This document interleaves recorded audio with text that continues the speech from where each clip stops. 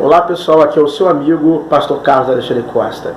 Me siga no Instagram, Pastor Carlos Alexandre Costa. Eu estou sempre compartilhando vídeos, estudos, apostilas, tirando dúvidas, na medida do possível, através do nosso grupo do WhatsApp. Então você vai lá, me segue no Instagram, de lá eu encaminho você para o nosso grupo de estudos do WhatsApp.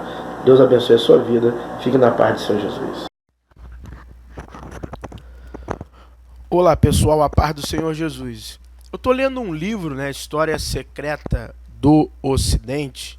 Estou lendo esse livro, História Secreta do Ocidente, e quero mostrar, compartilhar aqui com vocês algumas coisas, tá? Esse livro é de Nicholas Hager. São muitos livros que ele publicou. O cara é escritor, filósofo, doutor, educou filho de imperador. Então eu vou deixar até o link do verbete dele no Wikipedia, que ali conta coisas muito interessantes sobre Nicholas Hager, sua capacidade intelectual, o aprofundamento de pesquisas. E quem quiser este livro, vocês me pedem aí no comentário e me chama lá, ou me chama lá no Instagram, e eu vou estar encaminhando vocês lá para o grupo de WhatsApp, quem quiser, é claro, e aí eu vou estar passando esse livro, tá? História Secreta do Ocidente, que é fantástico. Então, uma coisinha sobre Lutero que não vão te contar na igreja. Isto que eu vou ler aqui, vocês vão acompanhar comigo sobre Lutero, não vão lhe contar no curso aí de teologia denominacional da sua igreja, não vão lhe contar. Mas eu não tenho nada preso com ninguém e eu vou contar para você. E aí você pode ler mais e mais ainda este livro, se você quiser tê-lo.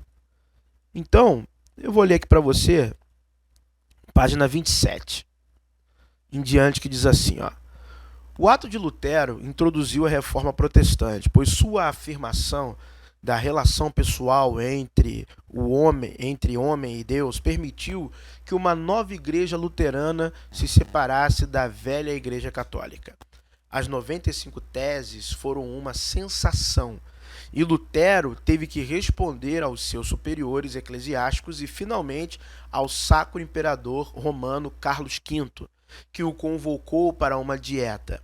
Os príncipes alemães protestaram contra a oposição do imperador à nova religião reformada e usaram a questão como pretexto para se libertarem dos direitos que o Papa tinha sobre o clero alemão e fundarem as próprias igrejas, ou seja, o clero alemão fundar as próprias igrejas.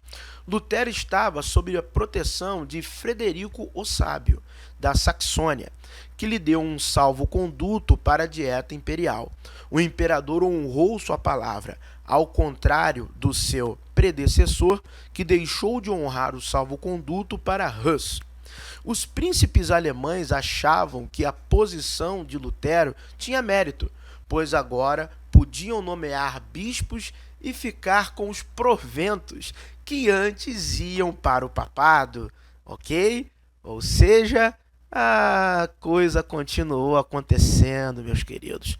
Vamos à teologia de Lutero, então. Vamos lá. A teologia de Lutero tinha muito em comum com o gnosticismo. Curioso, não? Ao contrário de Calvino, não se iluda com Calvino, que vai chegar o vídeo sobre ele. Somente nessa questão aqui, ó. Ao contrário de Calvino, Lutero considerava o mundo incorrigível, sendo melhor deixá-lo com o diabo ou o demiurgo. Nisso, seu pensamento era essencialmente dualista. Sua teoria da predestinação, que é uma teoria diferente da de Calvino, que também é uma baita teoria, levou a acreditar numa elite, os eleitos, deixando a grande massa da humanidade fora dos limites da salvação, enquanto a estrutura episcopal da Igreja Católica era substituída nessa visão por um sacerdócio de todos os fiéis. Pode-se fazer aqui uma comparação com a distinção cátara entre os parfaites ou sacerdotes e os fiéis.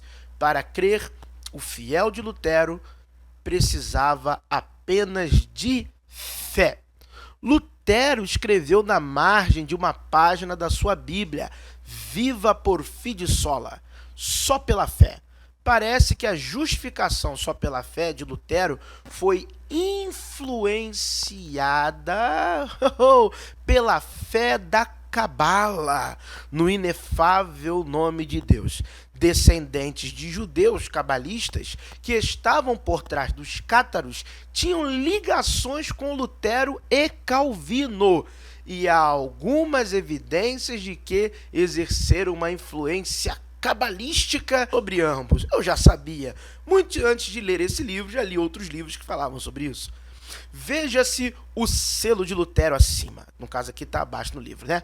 Que se baseia no motivo da rosa e da cruz, dos Rosa-Cruzes. Parece que foram cabalistas que incentivaram Lutero a pregar as 95 teses na porta da igreja, talvez como parte de um plano deliberado para dividir a cristandade. Será? Oh, óbvio que sim. É certo que Lutero foi influenciado por lendas judaicas a respeito de Jesus encontradas no Talmud e no Midrash na Idade Média e no Toldot Yeshu, vida de Jesus anterior à Idade Média. Então tá aí, ó, o selo de Lutero, exatamente muito parecido com o selo dos Rosa-Cruzes. Vamos nos aprofundar aqui em Lutero. Essa visão cabalista judaica de Jesus, escrita por um rabino iniciado nos mistérios da Cabala, apresenta Jesus como Yeshu, né? Filho ilegítimo de uma cabeleireira de Belém, Miriam, foi iniciado nas doutrinas secretas do clero egípcio ainda menino. Realmente, isso não está só nos escritos cabalísticos. Tem outras fontes também, aos quais não vou me ocupar agora, mas vocês podem pesquisar sobre isso. E voltando para a Palestina, praticava magia e mostrava interesse pelo Tetragramaton, que é o nome de Deus, ou Hashem, eu não sei pronunciar aqui, né? Shem, sei lá, esse nome aí mesmo. O inefável nome de Deus. Segundo o Toldot Yeshu, Jesus leu o nome no Santo dos Santos. Foi levado diante do Sinédrio e morto para que seu conhecimento fosse suprimido. Esse livro foi traduzido por Raymond Martin no final do século XIII e Lutero o resumiu em alemão. Lutero o resumiu. Então Lutero leu, Lutero conhecia, Lutero teve acesso. Uma evidência de que se abrira ao cabalismo. Aí vocês podem pausar, ler o resto aqui, galera, mas eu só queria mostrar e expor essa verdade para vocês. Vamos ler aqui então. Lutero não se considerava um revolucionário, via o papado como uma instituição estrangeira que não tinha lugar na Alemanha e apoiou os príncipes alemães que se rebelaram. Se você pegar a história de alguns príncipes desses alemães aí, pertenciam a sociedades secretas. Lutero só conseguiu fazer o que fez porque as sociedades secretas estavam por trás de Lutero, criando as próprias igrejas, que foi o que aconteceu, né? Lutero dividiu, e é engraçado que um dos lemas, né, que se tem algumas ordens secretas, e infelizmente esse lema, ele existe, é dividir para conquistar, e é um fato, é uma verdade.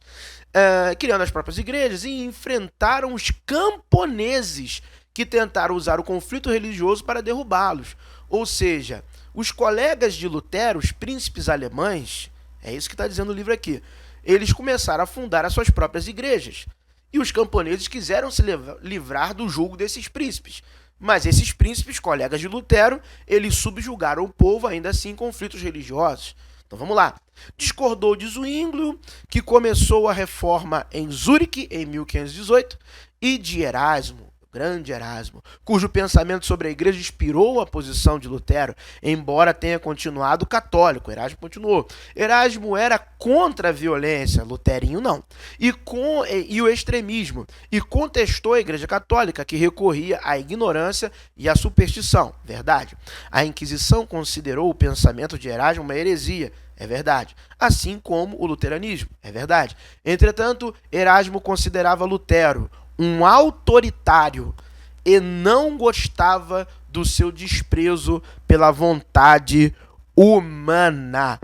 Tá bom, pessoal? Não engole o que as pessoas empurram para você como verdade. Como Lutero é um ícone, é um santo. Não. Ele foi influenciado pela cabala. Não estou dizendo se a cabala é boa ou ruim. Estou dizendo que muitos cristãos não veem a cabala como coisa boa. Não aceitam o que está na cabala. E não devem mesmo aceitar ali algumas coisas que estão. Você tem que ter senso crítico e filtrar tudo. Mas o seu reformador, o pai da reforma, Lutero, olha aí, ó, cabalista, rosacrucionista, bancado pelo clero e por príncipes alemães que massacraram o povo. E Erasmo dá testemunho de Lutero, dá testemunho dele, um cara autoritário. Esse é Lutero, esse é o Lutero. E olha que eu ainda vou ler a biografia dele, que conta mais coisas. Não é biografia floreada, não, é biografia verdadeira. E um dia eu vou trazer aqui no canal Cristão Sincero. Abra os seus olhos, não acredite em tudo que empurram para você goela abaixo. Eu sou o pastor Carlos Alexandre Costa, Deus abençoe sua vida, sua família, seu ministério. Fique na paz do Senhor Jesus.